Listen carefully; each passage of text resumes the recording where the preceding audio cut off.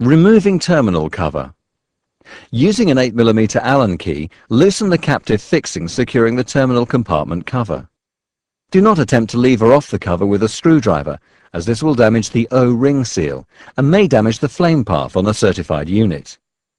Remove the power terminal insulated cover and connect temporary or site wiring in accordance with the supplied wiring diagram. The terminal cover.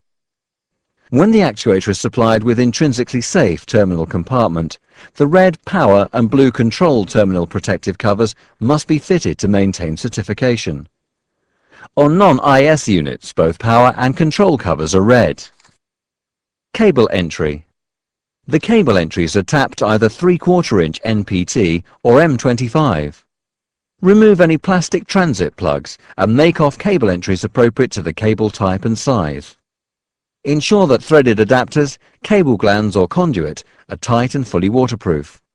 Seal unused cable entries with appropriate threaded plugs. If the actuator is to be installed in a hazardous area, a suitably certified cable gland must be fitted, with the use of a certified thread adapter where appropriate. Unused entries must be closed with a suitably certified stopping plug, and the wiring installation must comply with local statutory regulations.